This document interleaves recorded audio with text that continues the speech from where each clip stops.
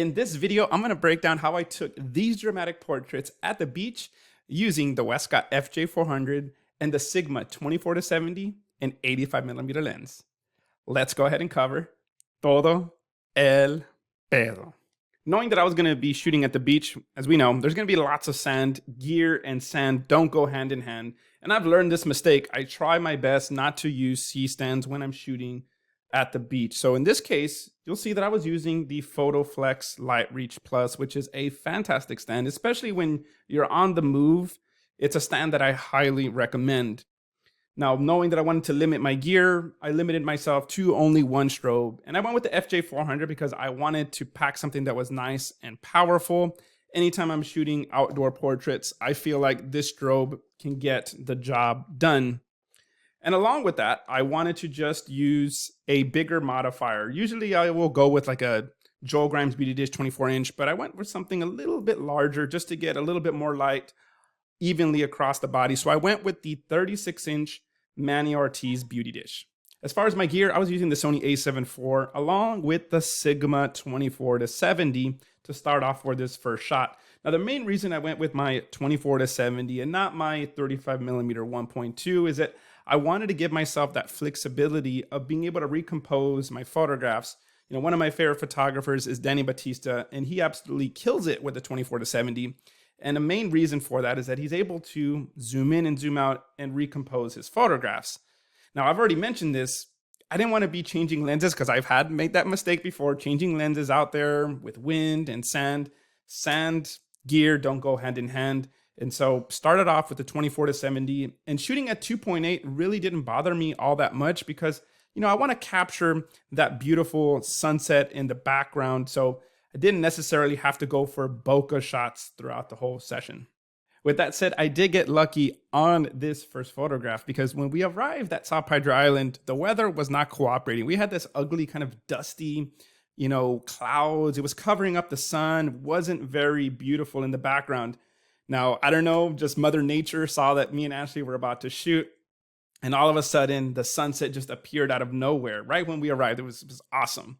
So immediately I knew that I had maybe about a 10 to 15 minute window to capture this shot where the sun's out and getting those dramatic clouds. Now, whenever I'm shooting high speed sync, my settings are always standard. My ISO, if I'm shooting outdoors in the bright sun, it's going to be at ISO 100. As far as my aperture, I was using the 24-70. I'm shooting at aperture 2.8 to get a little bit of bokeh, but to also get that beautiful sunset still in focus. Now, the last ingredient for this shot, or to capture high-speed sync shots, and the most important one, is that shutter speed. Now, when you're using your shutter speed, remember, the faster you increase that shutter speed, or the higher it goes, the darker your background ambient is going to be. And the slower that you bring that shutter speed down, it is going to brighten up your background. So deciding how bright or dark you want your background to be is going to be based on the ambient at your specific location. Now, one tip here is to always capture an ambient exposure photograph. So that's what you're going to see right here. Me getting a test shot with no lights, just getting the ambient the way I want it. And once I get the ambient exactly how I want, then that's where I add my FJ400 strobe. Once I had my ambient exposure and I brought in my FJ400, the general rule for me whenever I'm working with off-camera flash is put it at 45 degrees to the subject, either camera left or right. And that's usually a good starting point. And I usually have the bottom of the modifier right around the shoulder level. And figuring out the power output is relatively easy. Knowing that I'm doing high-speed sync, the faster the shutter speed, the more power you're going to need on your strobe. So if I'm going outdoors, guys, you all should be starting at power 6, power 7. If you use Godox, that would be power 1/4, 1/8, half power. And so don't even start off at those lower power outputs. And here are the final results at this first spot using 1/2000th of a second to capture my ambient along with ISO 100 and aperture f 2.8. For this next shot, we decided to move away from the dunes. As I mentioned earlier, the weather wasn't really cooperating. I did get lucky for those 10 to 15 minutes when the sun was out, but then this dust storm came in and the sun was pretty much covered. up until this one moment where my friend Marco, and big thanks to him, he's the one that saw the color out in the far distance. Now, these dunes are like these kind of like little sand mountain hill areas, and I couldn't really see. And he was like, why don't you go check out the color that's all the way out there and see if the sun's showing up? So sure enough, I went out there running to go see, okay, can we even see the sun? And we got to see this perfect little circle, and we got some nice little color out in this spot. So we decided to travel out just a little bit more to capture this next photograph. Now that I've already got the 24-70 shot, I did switch my lens and went for the bokeh shot, which was the 85mm Sigma, and I went all the way down to f1.4. Now, as you guys know, the ingredients here is to get my ambient exposure first. Now, there's one change here that I did for this shot, which was going all the way to ISO 400. And the main reason for that is that a lot of times when I'm shooting, I don't necessarily have the correct exposure right away.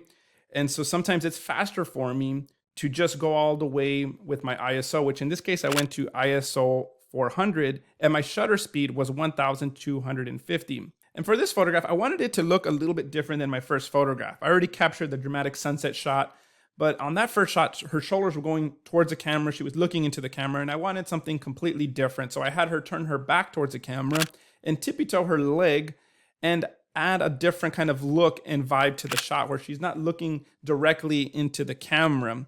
And let me know what you think. Which photograph did you prefer? The Sigma 24-70 wide shot or the 85mm bokeh photograph? Now I want to jump into Capture One and show you what I did at the raw level and show you this straight out of camera image. So if I push Y on the keyboard, you'll see that this is the before and then the after. So before, once again, and then the after. Now the main thing I did here, let me just take off all these layers real quick, is I adjusted the white balance to get it where I want. Went in and did the highlights to get all of that detail back into the background there. So before and then the after. Now my computer's so slow. I'm already like so ready to move back to back. This is my base layer, the oranges, and the blue-white balance. Now, if you're interested and you're looking at this like, Eli, come on, man, like show me how to use Capture One. Ladies and gentlemen, I already have tutorials on that. So take a look at the playlist that I have. Now let's jump into Photoshop. I do frequency separation and dodge and burn for my skin retouching. So I'll zoom in about halfway into here. Let's get these guys out of the way so we don't block. So this is the skin retouching. So once again, before and then the after. And then I did my color grading and some exposure adjustments. So before and then the after there.